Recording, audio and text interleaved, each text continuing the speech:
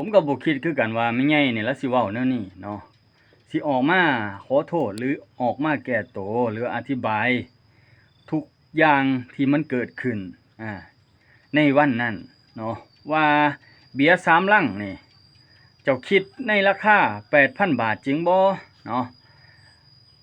แล้วมันขายราคานั่นจริงบ่ในบ้านในเมืองเฮานี่เนาะเบียร์ลังนึงเนาะพี่น้องเนาะเบากล้องได้เห็นคลิปคำเราออกมาอธิบายเนาะไม่ค่าเจ้าของร้านที่เป็นข่าวอยู่ส่องตะอูน้องพี่น้องเนาะแล้วก็กับนักท่องเที่ยวไทยที่ออกมาอธิบายทั้ง2ฝ่ายเลยเนาะพี่น้องบ่าวกล้องก็สิเอามายุกมาให้เบิ่งในมื้อนี้บางคนเนี่ยออกมาติดตามบ่าวกล้องหาคำชี้แจงคำที่ออกมาขอโทษแต่บ่าวกล้องก็บ่ได้ยินว่าคำขอโทษออกจากปากเราเนาะพี่น้องเนาะแต่บ่าวกล้องได้ยินคำที่ว่าเราเว้าว่าอันนั้นอันนี้ราคาจังซั่นจังซี่คนไทยนักท่องเที่ยวไทยในมื้อนั้นวันนั้นเนาะพี่น้องเนาะเขาเจ้าว่าสินค้าแต่ละอย่างนี่ที่เอาออกมาให้กินที่เอาออกมาเสิร์ฟนี่คือได้ถามทุกอย่างแล้วเนาะก่อนสิเปิดก่อนสิขายก่อนสิเอามากินมาดื่มแล้วราคาที่มันเป็น 8,000 นั่นมันมีค่าอันนั้นอันนี้รายละเอียดเราก็เขียนออกมาบางคนเพิ่นสิฮู้แหละเนาะเบียร์นี่ขวดละ100ก็ได้ถามแล้วโอ้ยสิขวดละ50 บาทก็ได้ได้ถามแล้วเนาะพี่น้องเนาะคือว่าเบียร์ลาวเฮานี่คือเราขายในจุดๆนั้นคือว่าบ่กล้องก็ยังบ่เคยกินดอกว่าเบียร์ขวดละ100เนาะพี่น้องเนาะเขาย้อนว่าอยู่ในประเทศไทยเบียร์ลิโอเบียร์ลิโอเบียร์สั่งขวดละ60 บาทนะเบียร์สิงห์ก็70 บาทนะที่เคยไปมาเนาะพี่น้องเนาะแต่ว่าเรื่องนี้ที่เราออกมาเว้าแล้วก็ขายในราคานี่นะมันแพงเกินเนาะพี่น้องเนาะมันแพงเกินแล้วเจ้าหน้าที่เพิ่นก็เข้าไปเว้าอธิบายหลายๆอย่างบ่กล้องก็ฟังมาบ่เบิดดอกเนาะโอ้ว่าก็เลยมาฟังอันไม่ใหญ่อันนี้เว้าแล้วก็เอามายกตัวอย่างให้พี่น้องฟังแล้วก็มาฟังทั้ง2ฝ่ายนั่นแหละพี่น้องมาฟังทั้ง2ฝ่ายแหละพร้อมจังสิได้เข้าใจกันเนาะว่าเรื่องราวมันเป็นแนวใดแน่มันตกลงปรงใจกันได้บ่หั่นนะเรื่องราวเรื่องนี้เพราะมันเป็นกระแสแฮงในปัจจุบันนี้นะผู้ใดก็เอามาเป็นที่ตั้งเนาะว่าซ่องตะอูผู้ใดอยากไปเบิ่งมันเป็นอีหลีบ่แต่บางคนเนาะก็ว่าเป็นหยังเจ้าคือเอาไปร่วมกันเจ้าคือว่าซอยสัมภเวสีบางคนแบบว่าถามนักท่องเที่ยวไทยนะ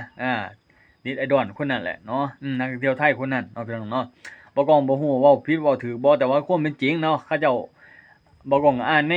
คอมเมนต์เขาเจ้านั่นแหละเป็นหยังแล้วก็บางคนออกมาเว้านะคนที่ขายสิ่งขายของในจุดๆนั้นไม่ค่าเซาขายในช่องตะอูเนาะพี่น้องเนาะบ่น่าเลยว่าช่องสัมภเวสีที่จริงมันบ่แม่นเป็นเบิดทุกคนนี่ก็แม่นอยู่ในข้อนี้เนาะพี่น้องเดี๋ยวเราจะมาสรุปกันเนาะพี่น้องเนาะเดี๋ยวไปฟังทั้ง2ฝ่ายเขาจะเว้ากันเจ้าชื่อว่านางปานหรือว่าเจ้าของห้างกินดื่มที่เกิดเหตุในมื้อนั้นว่ากันซะหรือว่าลงในโลกโซเชียลที่เป็นกระแสในตอนนี้อันพาพระเจ้าก็ยังมาชี้แจงข่าวที่เกิดขึ้นมาสั่นซะอันคือผู้ที่มาส้มหรือว่ามาเที่ยวในมื้อนั้นหั่น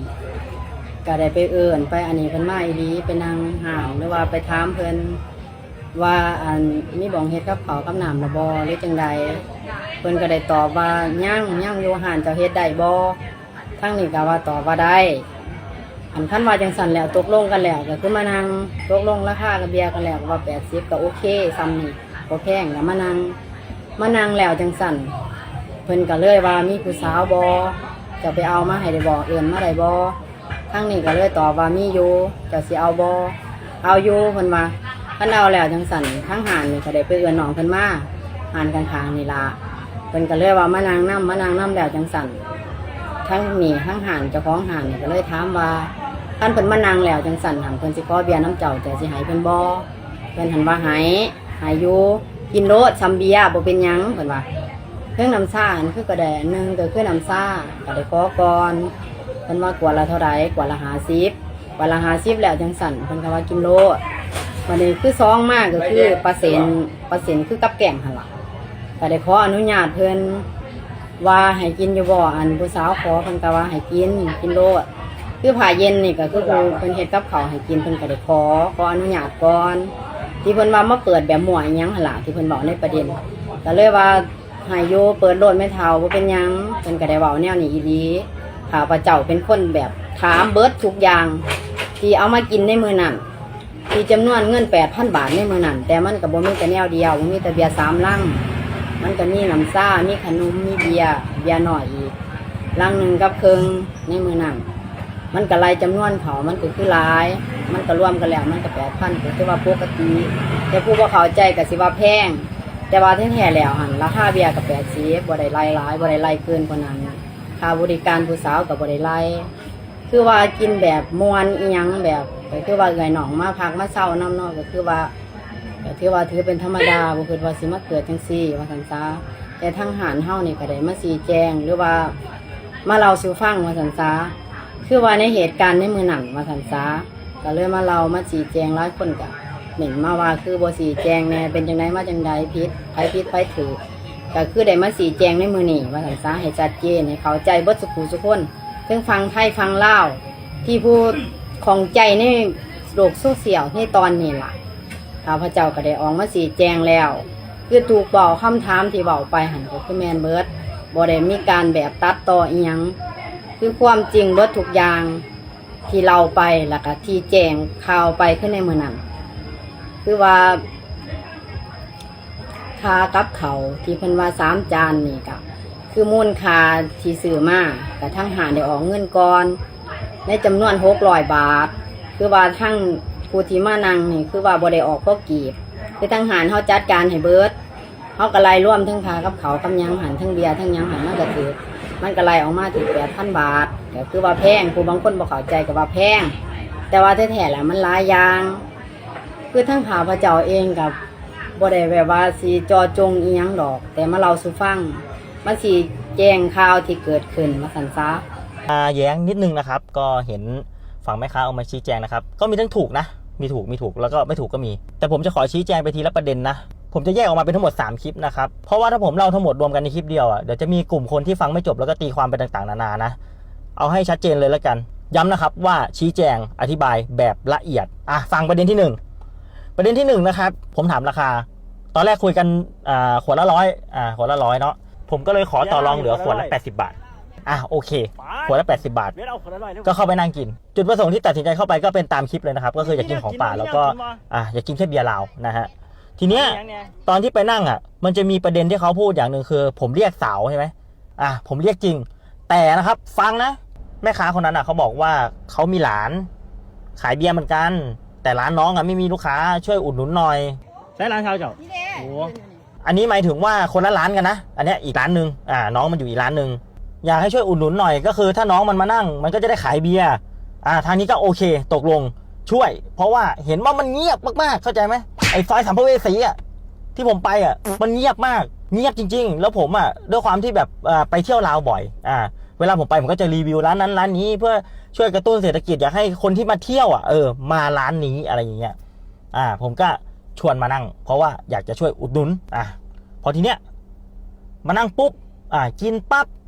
ในแถลงการนะครับเดี๋ยวขึ้นแถลงการของทางแม่ค้านะครับนี่ตรงนี้เลยเดี๋ยวขอพูดหน่อยนะครับบางคนอาจจะสงสัยนะว่าทำไมถึงอ่านลาวได้เข้าใจเหรอภาษาลาวเนี่ยเข้าใจนะครับอ่านได้เพราะว่าผมไปเที่ยวลาวนี่ก็จะเข้าปีที่3ปีที่4แล้วนะแล้วก็อีกอย่างหนึ่งผมมีเพื่อนอยู่ประเทศลาวเยอะมากๆนะฮะเนี่ยจะบอกว่าร้านน้องล่าเนี่ยคือคนที่ผมชวนมานั่ง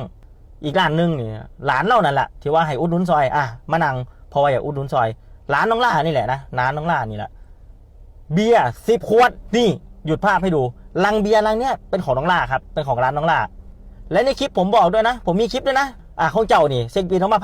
1,300บอกเป็นหยังได้ใจให้อันนี้เขามีแต่1,300เจ้าอยาก1,300โอเคอยู่เจ้า1,300นี่คืออยู่นี่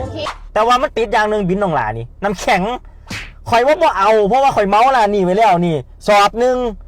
เจ้าขึ้นเบื้องน้ำแข็งสอบนึงนี่กินกับเบียร์นี่กินแต่จะขวดตอนนั้นผมก็ไม่ได้ทวงติงนะเพราะว่าอะไรเพราะว่าผมอยากช่วยไงอยากอุดหนุนผมรู้อยู่แล้วว่าเขายัดเยียดมาให้ผมแล้วก็ไม่ได้ยัดเยียดเป็นถังนะยัดเยียดเป็นสอบเลยนะย่ามพอไปกินอยู่ร้านเนาะมันจะมีถังคูหน่อยๆเนาะขันเป็นถัง2 ถังนี่พวกว่าเลยอันนี้เป็นสอบขนาดเป็นสอบเขายังบวาแล้วและอีกอย่างหนึ่งที่ผมไม่เข้าใจนะแล้วผมก็เชื่อว่าหลายๆคนก็ไม่เข้าใจเหมือนผมแน่นอนนี่คือร้านนี้แหละเห็นไหมเนี่ยตรงเส้นสีแดงนี่ร้านนั่งนี่แหละคอยเมาส์ไว้สอบนึงก็คือร้านที่ผมนั่งกินนั่นแหละ ผมเหมาตั้งแต่เข้าร้านไว้แล้วสอบหนึ่งแต่มันขึ้นเงินมาเนี่ยกลายเป็น2 สอบจะขึ้นเป็นน้ำแข็งสอบหนึ่งกินก็เบียร์ได้หลายบันไดเอาแล้วทั้งน้ำแข็งก็ตั้งอยู่ในโฮมพร้อมบันไดไปตั้งตากแดดให้มันละลายถิ่มเห็นไหมอย่างประเด็นน้องล่าเนี่ยมาเล็กๆน้อยๆเนี่ยผมรู้ว่าโกงนะแต่ผมไม่พูดผมไม่ถ่ายเขาลงด้วยไม่มีหน้าเขาก็น่าจะเข้าใจแล้วนะครับว่าประเด็นที่เรียกเด็กมาเนี่ยเรียกยังไงก็คืออยากช่วยอยากอุดหนุนแฟนผมก็ยืนคุยยืนเคลียร์อยู่นั่นนะแล้วคอยก็ไม่ได้โจ๊กคือผมโอเคเว้ยที่ผมนั่งกินร้านนี้แล้วก็โอเคที่บอกน้องที่อยู่อีกร้านนึงไอหลานแกน้องล่าเนี่ยมานั่งด้วยจะเป็น2 ร้านแต่ว่าเห็นไหมเขาบอกเองนะมี4 ร้านมาแต่ใส่จะเข้าใจวะพี่น้องมาแต่ใส่คอยก็นั่งกินอยู่ร้านนี่แล้วตอนเช็คบินออกมา4 ล้านทุกคนหมายถึงว่า4 ล้านค้านะในบินเดียวนี่ก็เป็นแฟนผมนะครับที่พยายามไกล่เกลี่ยแต่มันร้ายค่ะเจ้านี่ก็ว่าเท่านั้นเจ้านี่ก็ว่าเท่านี้ มันก็ควรผีก็ผีไปเอาร้านนี้ผีก็ผี ไม่อันดับแรกนะเจ้าไม่ควรมานั่งมั่วอยู่ร้านนี้ตั้งแต่แรกแล้วนี่มายังไงก็คือร้านเนี้ยคุณก็ต้องขายของร้านคุณสิคุณจะไปดึงร้านนั้นร้านนี้มาทำเพื่อแล้วก็มาคิดตังค์รวมกันมันไม่ได้คุณบริหารจัดการยังไงใช่ไหมล่ะมันเป็นความผิดของผมเหรอแล้วถ้าเป็นนักท่องเที่ยวหรือลูกค้าคนอื่นมาคุณก็จะทำแบบนี้เหรอไปดึงของร้านนั้นร้านนี้มาแล้วก็มั่วๆรวมบินกันจ่ายลูกค้าโมโหบางคนนี่เมาแล้วบางคนจ่ายกับจ่ายยังสิบ่ได้ไม่ใช่ว่าผมไม่มีเงินจ่ายนะผมเข้ามาเนี่ยเบียร์ขวดละ100เนี่ยผมก็กินได้แล้วผมก็จ่ายไปแล้วด้วย 8,000 แล้วก็ประเด็นที่2นะครับป่าเส้นผ้าเย็นอิชิตัน3 อย่างนี่รอฟังคลิปต่อไปเนาะทั้ง2คนนี่ก็คือเว้าคนละอย่างไปเลยเนาะพี่น้องเนาะทั้งแม่ค้านี่ก็เว้าอีกอย่างนึงเนาะเว้าอีกอย่างนึงทั้งผู้เป็นนักท่องเที่ยวก็เว้าอีกอย่างนึงเนาะพี่น้องเนาะก็คือเพิ่นมาแก้กันนั่นแหละพี่น้องเรื่องเล่าเรื่องนี้นะ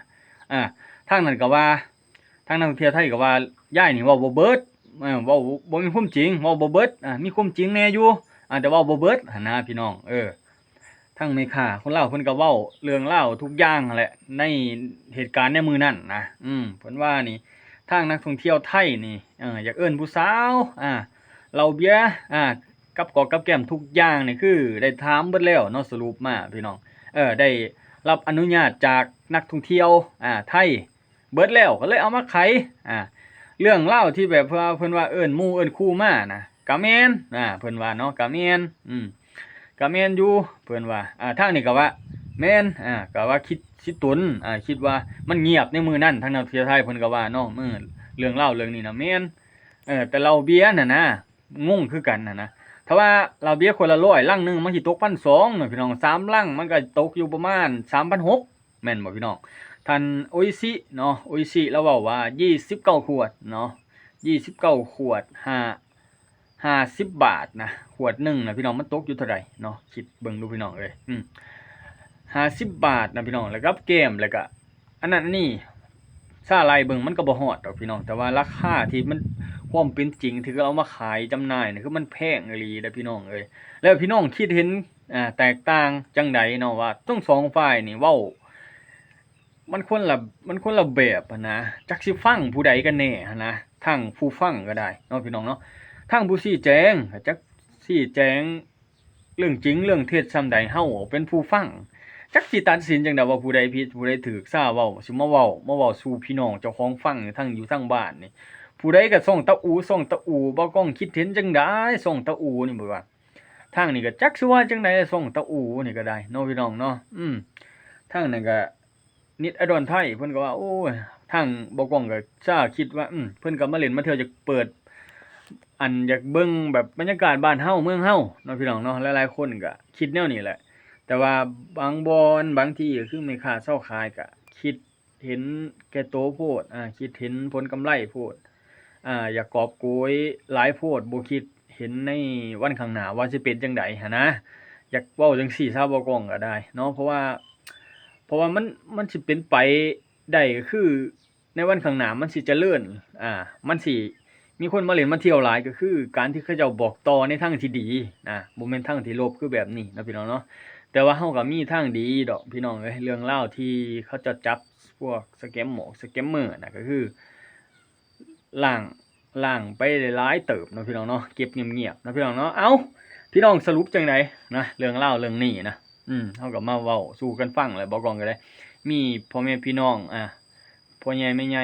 ลุงเป่าอาเพิ่นถามเข้ามาบ่กล้องหาอันนั้นมาเบิ่งดูหาเขาเจ้าชี้แจงกันจังได๋เลยเดี๋ยวนี้ติดตามเบิ่งอยู่บ่ลงจักเทื่อเพิ่นว่าเนาะบ่กล้องก็ค่าไปตัดหญ้ารับจ้างพี่น้องเอ้ยเอ้าพี่น้องบ่กล้องหามาให้เบิ่งแล้วพี่น้องคิดเห็นจังได๋สรุปกันจังไดเนาะเรื่องเล่าวเรื่องนี้นะบ่กล้องก็โอ้จักสิว่าจังไดจักสิฟังไผเนาะต่างคนก็ต่างเห็นใจกันคือว่าลาวไทยเฮาก็เป็นพ่อแม่พี่น้องกันนะไปมาหาสู่กันตลอดนะพี่น้องเอ้ยบ่กล้องน่ะตัดสินบ่ได้ว่าผู้ใดผิดผู้ใดถูกถ้าน่ะก็คิดเห็นใจอยู่แต่ว่าในราคาสินค้าเจ้าของมันแพงโพดเนาะแล้วทั้งอันนักท่องเที่ยวไทยเพิ่นก็สิต้นเฮานะอยากอุดหนุนเฮาแต่ว่ามันเกินขอบราคานะขอบเขตราคาที่เขาเจ้ากำหนดให้ขายนะอยู่ฝั่งไทยมันก็บ่ได้ไกลกันเสียค่าภาษีนำเข้าสินค้าคงจะบ่ได้แพงบ่ได้บวกเพิ่มไปครึ่งทบครึ่งนะพี่น้องเอ้ยคือว่าของสินค้าบ้านเฮาก็มันบ่ฮอดขายคนลาวเฮาก็คือว่ามันก็บ่ฮอดนะอันลังละแม่นขวดละ100เนาะพี่น้องเนาะโอเคพี่น้องสรุปจังไดเนาะ